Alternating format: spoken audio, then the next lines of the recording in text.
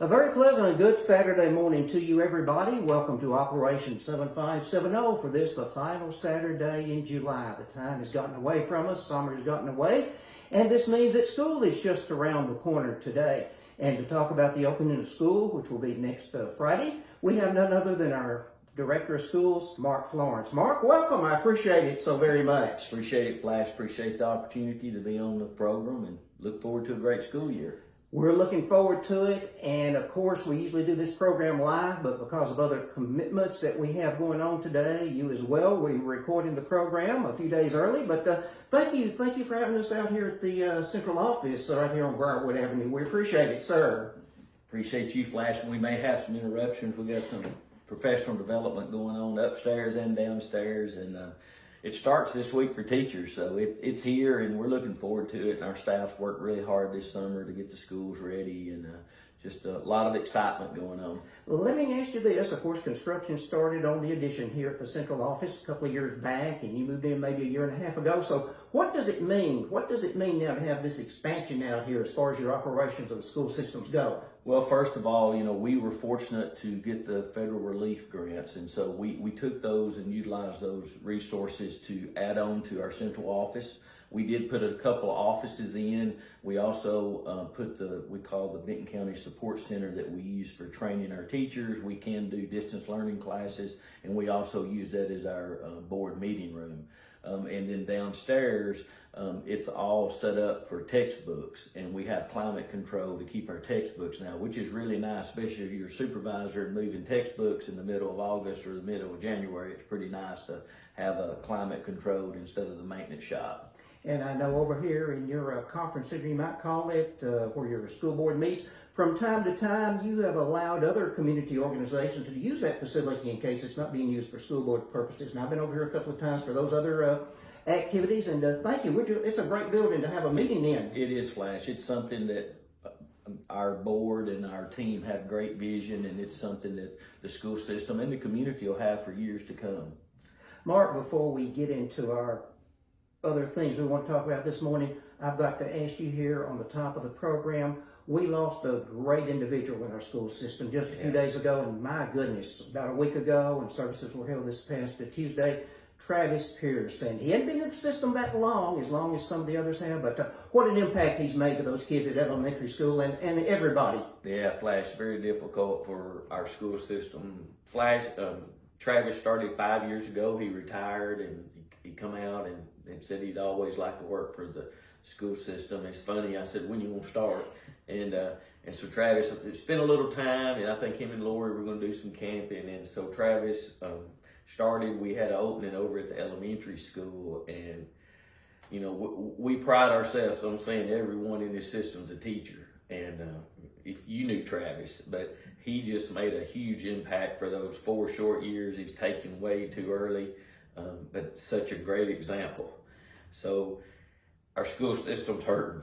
It's difficult, but I told a group earlier this week, what we have to do is take that smile that Travis always said, always showed us, and share that with our students and our staff, and just be thankful for the short time we had Travis. On behalf of the school system, we want to make sure Miss Lori knows that she'll be in our prayers today, tomorrow, and for the weeks and years ahead.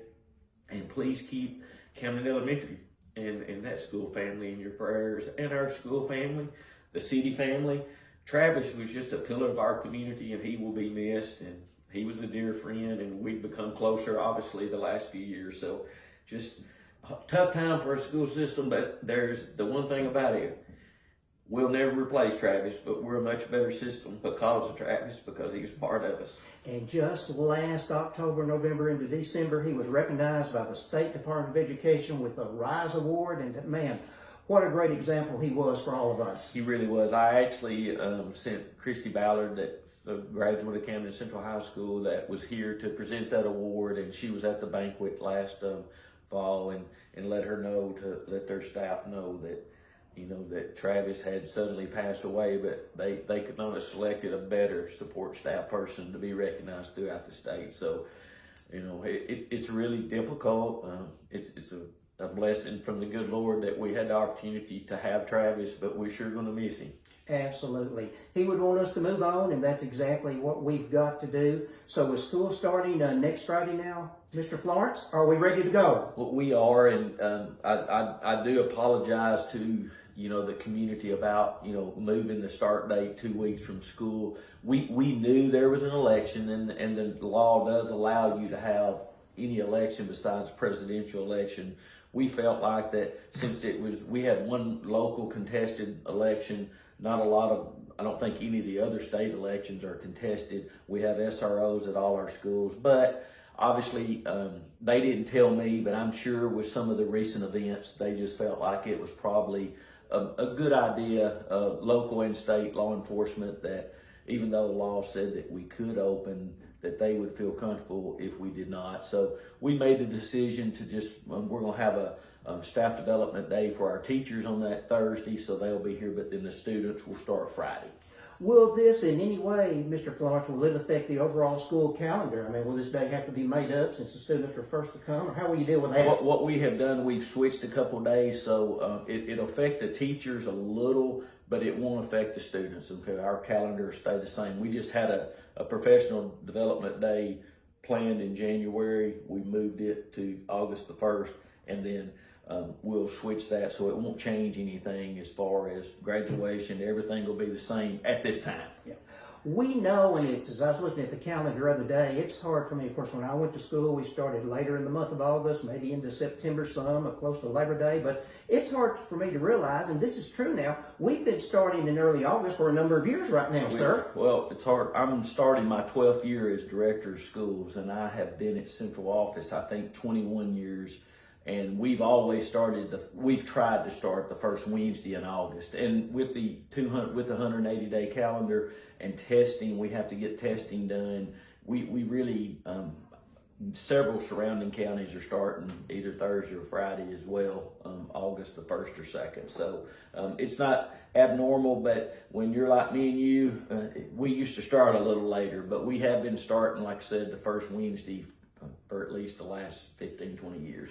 Exactly right. And a few years ago, we added, I think, an additional 30 minutes each day to our school day, And that helps, especially if you get into the winter months and we have some of that snow to deal with. It does. We have, we start at 7:50 and we dismiss at 2:50. Now there's some schedule changes at different schools, but that gives us that additional 30 minutes. And so we take 2 of those to utilize professional development days. They call those stockpile days. And so that leaves us 11 days that weather, sickness, anything that we might have to close school for. So we have those 11 days before we would have to make up any. Well, over the course of the past couple of months here, Mr. Florence, with the kids out, of course, what things has your maintenance staff been doing, repair work, maintenance at our school campuses to get ready for next Friday? Well, I'm gonna back up a little from that because we do have summer camp now at Briarwood, and Miss Lori Cantrell, along with our supervisor team and our administrative team, we had 4 weeks of summer camp, which went really well. And a special thanks to them. Kind of puts the maintenance behind, especially at Briarwood. But as far as our maintenance staff, it's busy trying to get all the floors ready. They resurfaced the gym floors. We've had to patch the roof at the junior high. That was a project. We painted throughout the district, and then obviously, if you drove by Briarwood School, we have a major project going on with a new roof at Briarwood School that started last week, and they estimate that to be a 10 to 12 week project. Well, we're looking forward to that. I just came by Briarwood this morning on the way to the office here, as a matter of fact, and the work is coming along very nicely. It is. I know they're supposed to start 2 weeks ago, but the heat index was just too high. I think they said once it gets over 110, and of course on the roof that was there. So they've been able to work half of last week, and hopefully they'll be able to, looks like the weather's going to cooperate. So hopefully they'll get started, and just know that we have assured with the construction team that the students, anytime they uncover the roof, they have to cover it back before school starts. So that's something that's needed, a little past due, but we're looking forward to that because that has been a constant maintenance nightmare with the roof at Briarwood. How difficult is it? And of course, from time to time as we go along, I don't care if you're a homeowner or a business or, school overall, you're an administrator of a school here in Benton County, and things come up, you've got to deal with maintenance issues. But how big of a challenge is it, Mark, to know that some of these things, we'd love to do it, but the fundings may not be there? Right. Does that present a challenge? It does, and you look at our school system, we have over 500,000 square feet of buildings. So that is a huge task.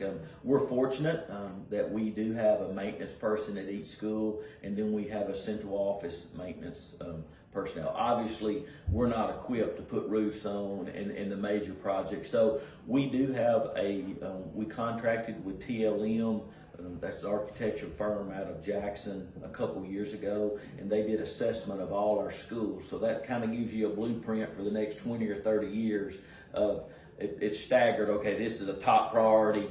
This needs to be done, but we can wait 5 or 10 years. So that's a huge plus for our school board and the maintenance department. But we try to set out a plan. The Briarwood roof is hard to believe, but that's a $1.8 million project. And to be honest, we really need to put a new roof on junior high yesterday. And that will be another project with that. Yes, the funds are difficult. We've been fortunate that we've managed them pretty well, and we were able to do this project without going to the county commission, and the board had funds in the fund balance, so we didn't have to borrow it. Obviously, we can't continue to do that, but that was a big help on this project. Well, as we talk about items related to the budget, and this is the time of the year, July 1 started a new fiscal year. So is our budget for the coming school year, Mark, is it intact right now? It is. The county commission's done an excellent job for probably the past 6 or 7 years to make sure we get that passed in May or June, and that's happened. The budget process is always difficult, but they've made that work, and so we passed the budget, I think, in May or early June. And so budget is ready to go, and we've opened up the books, and we're excited to start. Oh, very good, very good. On the minds of a lot of folks, Mr. Florence, is school safety, and we've heard a lot in recent years about school resource officers. Do all of our schools at this point in time, do they have a school resource officer for all our schools? Last spring, we actually, all of our campuses had an SRO with the exception of Benton County Academy. And since Benton County Academy is designated as an individual school with a school number, we actually, the city has hired an officer to be at the Benton County Academy. So now we have an SRO at every campus in Benton County. So special thanks to Sheriff Christopher and Chief Smith to make sure that's happened. And so that is just a sense of secure, to have those at our schools. They're becoming a part of our school family, and we're just looking forward to working with them. So that is a huge step in the direction we've been wanting to take, and that is, appreciate the state legislation offering those funds to make sure we can have an SRO at every school. I was getting ready to ask you how the funding for these positions have come about, and the legislature a year or two ago, they passed significant funding for all school districts, I think. They did. The security funding's been, it's a little lower than it was, but I think because the investment was made to make sure every school had an SRO, which, our safety specialist, Steve Phelps, we're fortunate to have him. We've always talked, that was our main goal, to have an SRO at every school, and then we can add the cameras and the security things, but having that SRO at all our schools is a thing that we've really worked for, so we're excited about having that. School safety, that has been on your and Mr. Phelps' mind, and all the school administrators and the faculty, that's been on your mind many, many years, other than when SROs are becoming all our schools. Yes. Obviously, school safety has always been important, but it seems like in the last 10 years, obviously with some of the events we've had through the state and the country, it's took precedent, which it should. We have vestibules at most of our schools now, and then we continue to work on that. One of the drawbacks is, since COVID and all the security, we don't have as many visitors as we used to, which we don't like that, but we continue to work to make sure we have special programs and things to give the parents and grandparents an opportunity to visit our schools. But just understand that it's not we want our parents involved, we want our grandparents involved, but for the safety of our students and staff, it's a lot easier to manage when we only have our students and staff in there during the school day. Well, you mentioned COVID and, of course, the pandemic 4 years ago, and it's still out there to a certain extent. I understand that, of course, but we are dealing with COVID, and our school nurses, they are dealing with it much, much better than they were 3 and 4 years ago. They are, and our school nurses, our school board has been instrumental in allowing us to have the funds to have an RN or a school nurse at every school.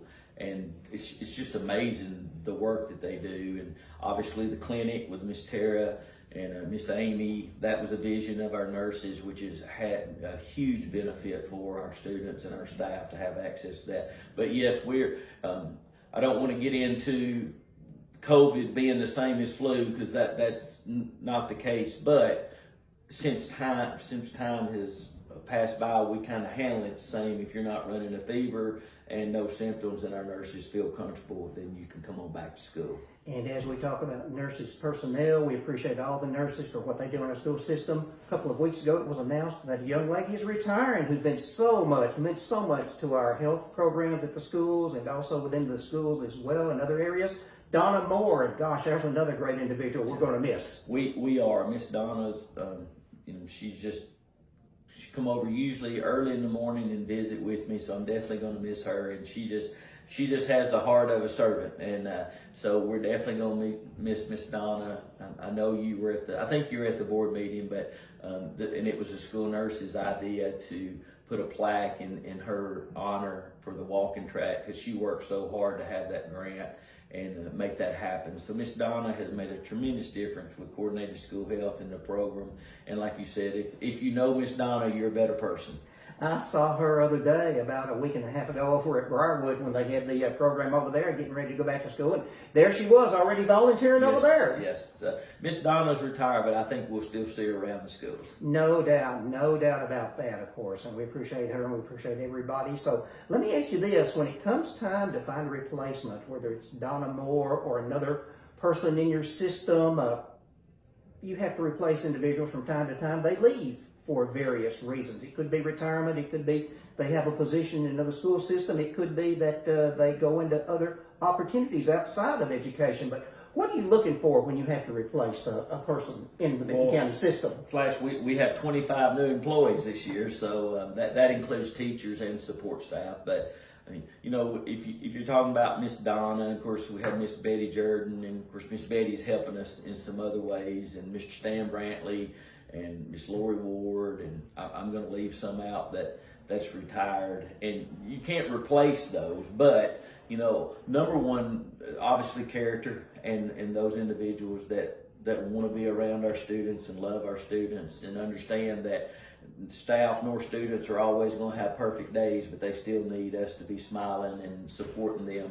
Kind of like the example we told Travis. If Travis told me once, he told me 100 times how much he loved his job. And so, obviously we want those people that want to be a part of our school system. And so that's the main thing, the character and the heart to work in our school system is what we're really looking for. And as we talked at the top of the program, we have some new personnel over here right now going through some in-service activities, getting ready for the new school year. It sounds like we got a good group coming in all areas, sir. We do. We have several new employees, and it'd take a minute to run through them. Obviously, Coach John Hudson's our new football coach, and we're looking forward to John and Brooklyn joining our team, and I think they're going to bring a lot to the community, not just as football coach. John teaches biology and high school science, and Brooklyn teaches math, so we welcome those.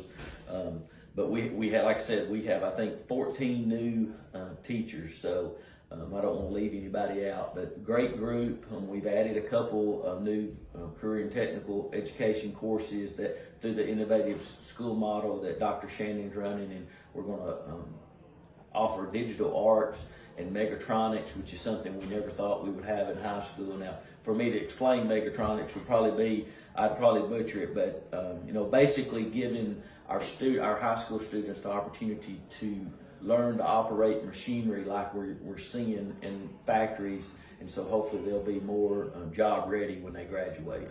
I was getting ready to ask you, and that was actually one of my talking points this morning, Mr. Florence. New courses, new curriculums out here, and I guess from time to time, you and the staff look at what might be available out there for students, going into something after they leave high school. May not necessarily be college as such. They do, and we were very fortunate. We had the Megatronics in our grant last year. We could not find anyone to teach it. And this year, Michael Pierce, that had experience for over 20 years in local industry, has agreed to come in and teach that. So we're in the process of ordering equipment, and you really probably need to come out and do a video and a show of that, because it's amazing. I mean, we're talking probably over $500,000 in equipment that they're going to put into the shop area over there. And we're also offering a digital arts, which I'm excited about that, because we know our students today would rather deal with technology,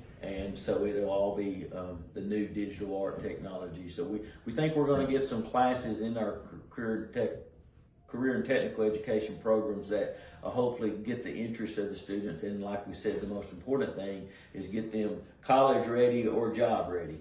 I know here a couple of years ago, and he's still a great advocate for this, Governor Lee, I mean, he was certainly endorsing and putting a lot of emphasis on courses we might see at the vocational school, as opposed to regular high school classes. And that's exactly where this is coming from, our innovative school model. And so it's not only helped the new, but it's also helped us update our equipment in some areas. We also are planning on updating the Career and Technical Center. In the fundings, obviously we can't spend a whole lot on there, but there's some funds that we can spend to upgrade our facility as well.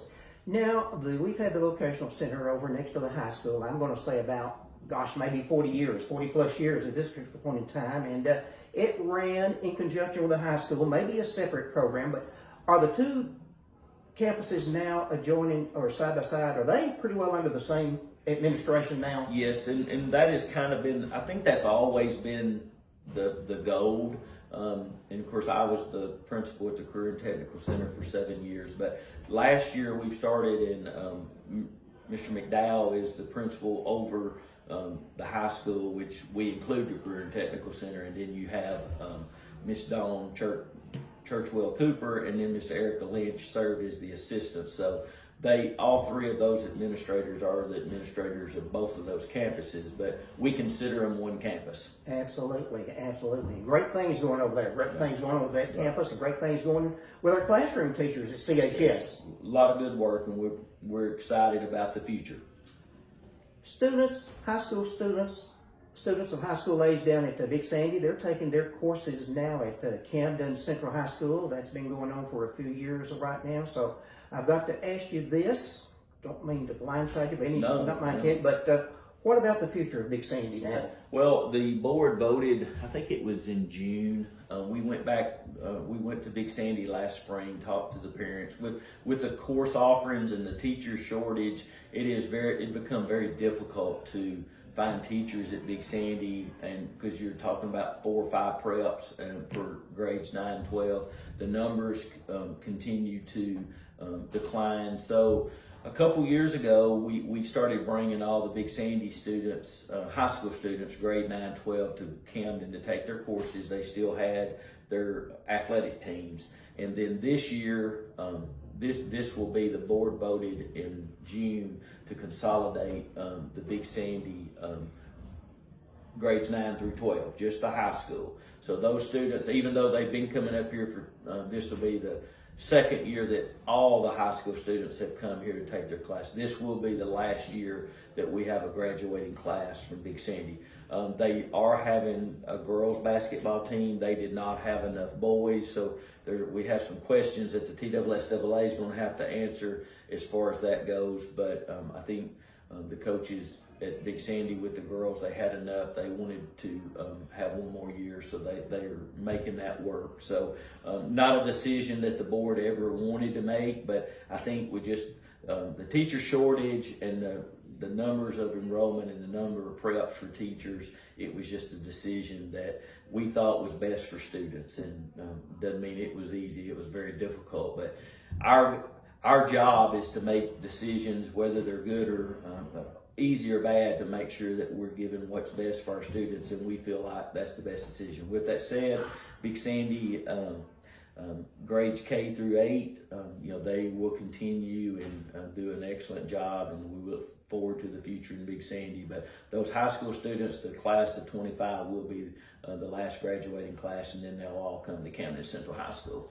Well, I know a few weeks before this past school year ended, down at Big Sandy, the fine folks at Casey's, they gave a nice grant to Big Sandy School for improvement of playground equipment, I think. And you've got a lot of organizations out there that are giving grants, not just to Big Sandy, but to all of our schools. And that is very much appreciated and used. Those funds are used wisely. We've been, our community is unbelievable, Flash, how they support our school system. You're talking about the Casey's grant at Big Sandy. I think that was $25,000. Last I heard, Mr. Crothers and their team was thinking about putting in a pickleball court, which I have not hit the pickleball phase, but it seems to be growing and growing.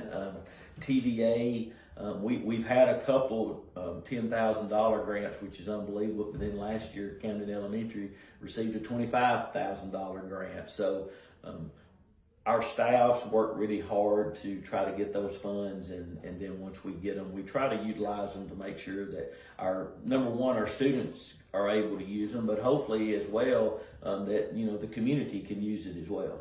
It is not easy to apply for a grant, whatever the grant might be for, Mr. Florence, and you have some excellent people out here that know the grant process. They know how to cross every T and dot every I, because that's got to be right when it goes to the higher ups. They do, Flash, and we've been fortunate that we've had people write them. We have had instances where we have hired grant writers. We've talked about Mayor Ward and I have had brief discussions. It's something that the community really needs to look into. Most communities have just that person designated to writing grants, because it is a meticulous process. I mean, there is a lot of work that goes into that, several hours.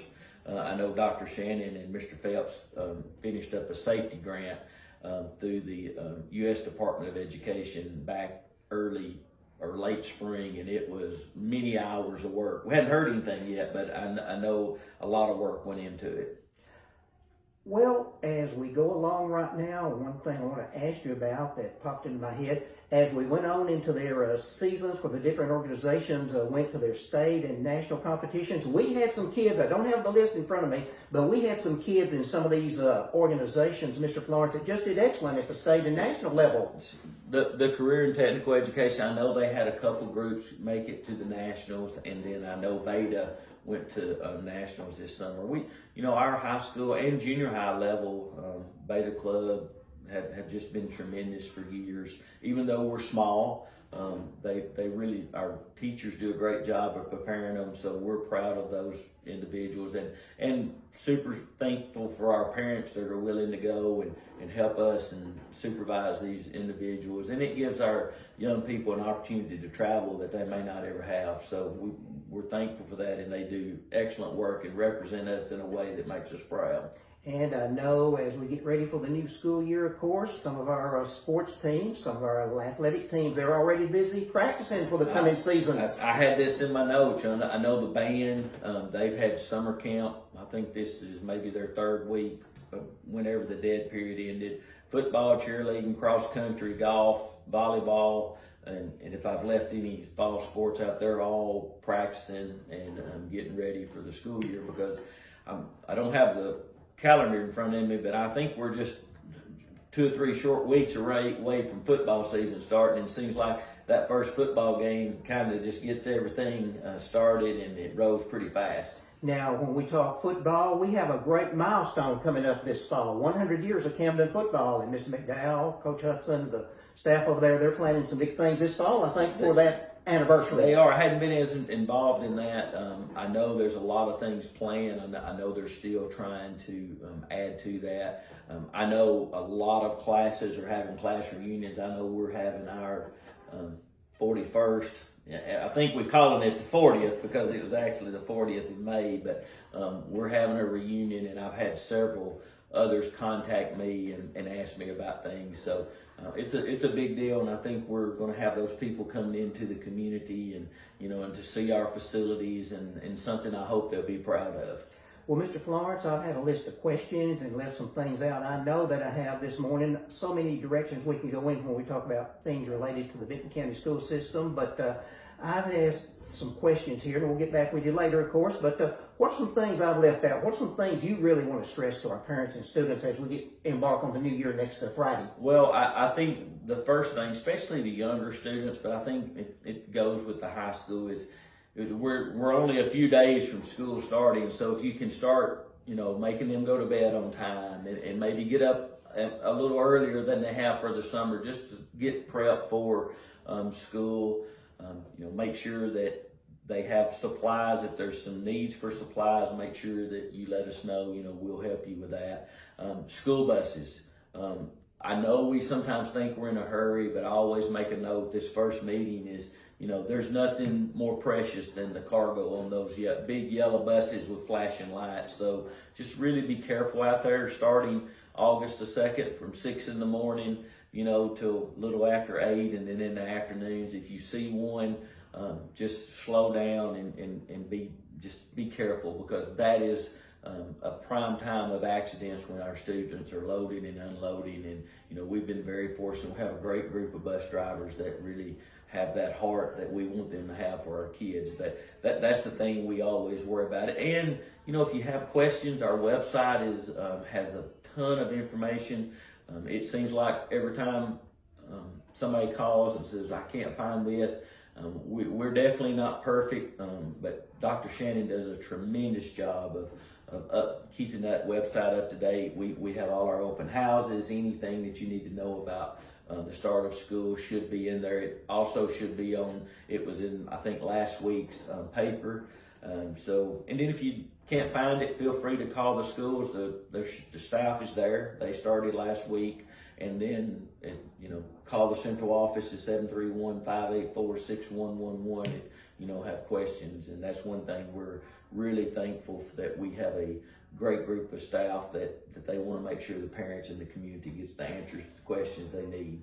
Now, last year, speaking of our buses, I think we had, thanks to a grant, we had 2 EV buses put into our fleet. So they doing as they need to be? They are. We keep them in the city. We're still a little cautious. We do. And then we are, as this week, we're installing a new GPS to all our buses that we'll be able to track live. So in the past, we've had to radio the bus drivers to maybe see where they're at, but hopefully by the first day of school. It may be a little longer. It sometimes takes to get those things hooked up, but sometime in the near future, we will have live GPS tracking of where our buses actually are. So that's just another safety feature that we're adding to the fleet. And what about bus drivers? I know in recent years, not just our system, but other surrounding systems, there has been a shortage, and a lot of systems have advertised for trained bus drivers. What about here? Right now, all of our bus routes are full, but we have no spares. So, that has been something over the last 2 years that you did say it's not just here, but that doesn't make it easier on parents.